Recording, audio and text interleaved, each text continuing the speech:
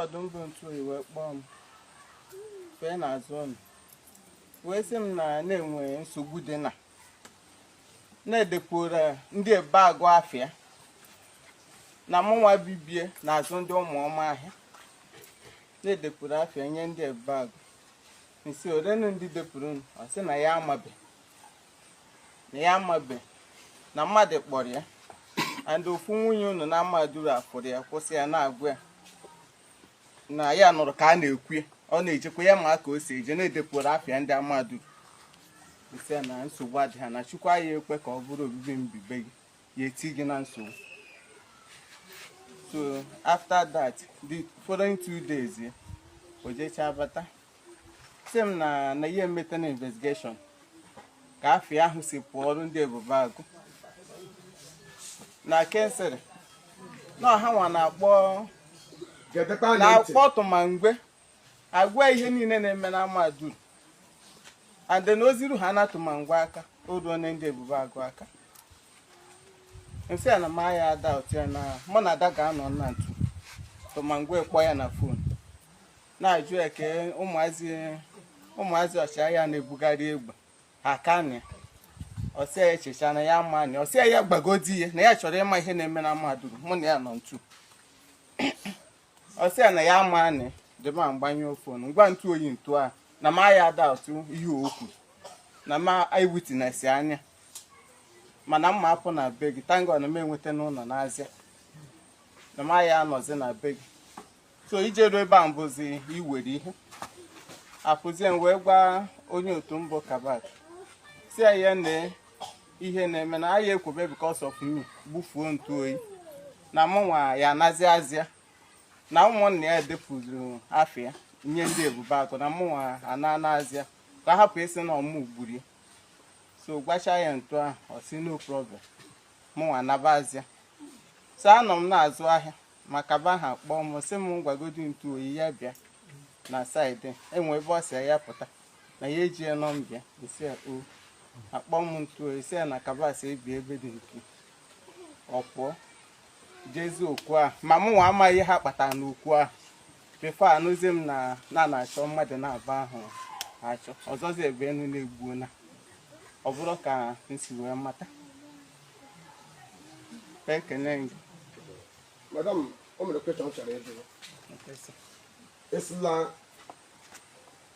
na ịbatara ahịa na onye a batara ahịa sị gị gịnị? Mụnwa batara ahịa. Gịnwa batara ahịa na mgbede ka m ji abata ahịa ọ sị m na-edepụrụ afa ya nye ndị ebube agụ maka na mbibie na-azụ ndị ụmụọma ahịa na m na-azụ ndị ụmụọma ahịa nsị ahịa m na-azụ ọ bụ na asọ m na-azụ ya na Amadu ka nke m si dị iche ọ maka onye ọbịa anụnwa mbụ. So before mebezie investigation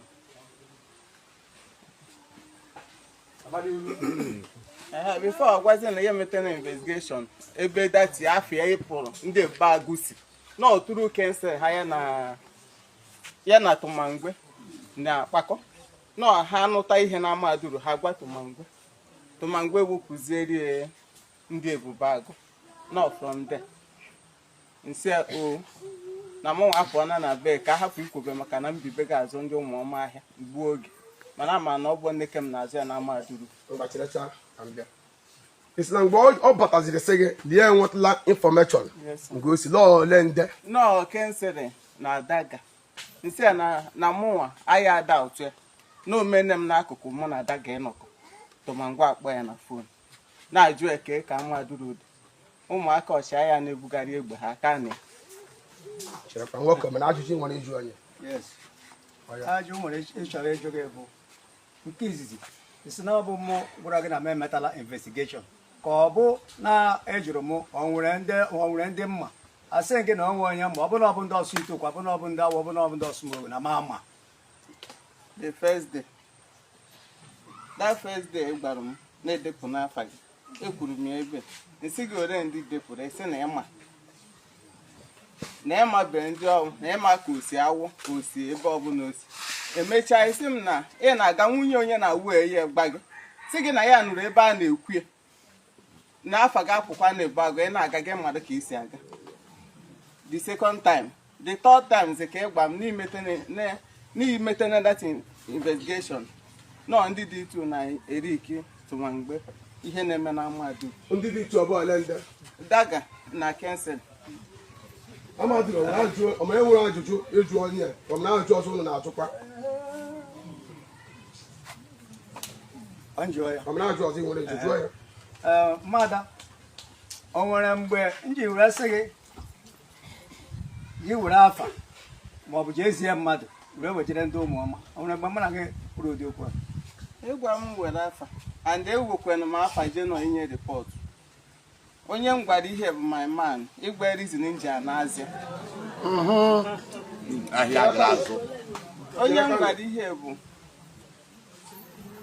onye otu m bụ Kaba.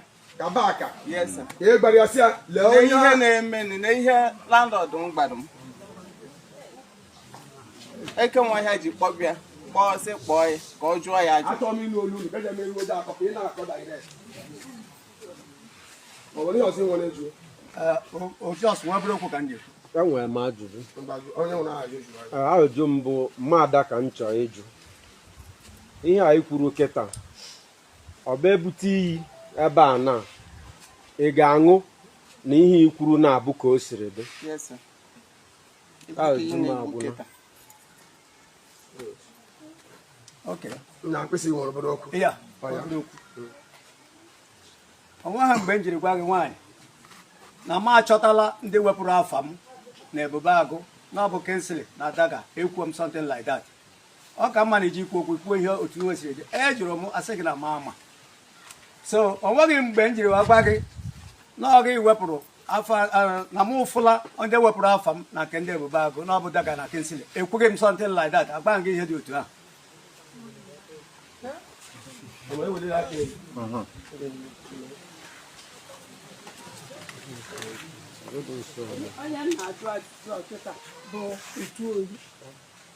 Ihe ajụjụ na-ajụ ya bụ ibe ọ bụ na ọ nụrụ na-asị na-ediri afọ ya na ndị Ebube Agụ ọ bịakwara rịpọtụ ọrụ chairman na ihe dị etu mere ma ya bụrụzie na chairman gbara nkịtị na ọnwụ ihe chairman mere.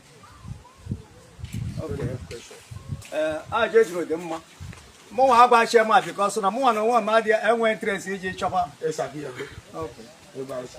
Ọ bụ ọzọ nwere okwu ọ dị na anyị mana aha Chukwu Okike abịa ọ ga-adịrị anyị na mma. Onye ọbụla chọrọ udo jee ya and onye chọrọ eziokwu bịara ya, mana onye ọbụla chọrọ ihe dị ya mkpa na ihe dị ya mma bụ igbu mmadụ ma igbu nwa nke mmadụ ma igbu onye ọbụla aka ya dị ọcha.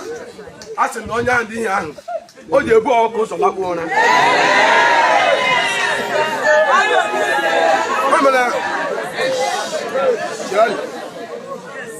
O mere na ihe chọrọ chere na biko It's okay, mommy.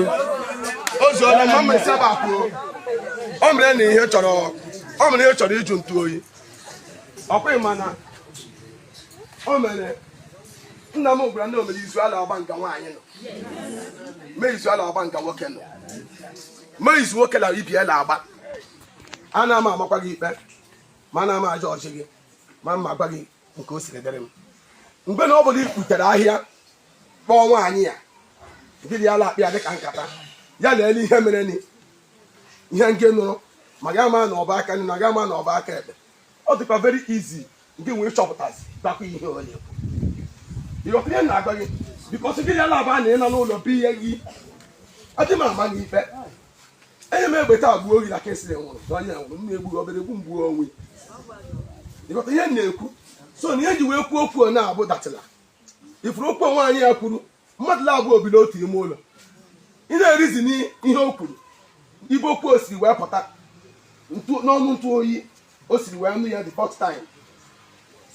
Ilele ka esiri kpa nkata ahụ ifu na o mee ihe dị similar and the lawyer atara this woman ji wee nwozie right imezi gịnị iji kpọzie onye nke ya were ya ya leele ihe mere gịnị ihe ya nụrụ. Ọ dịbere okwu odiga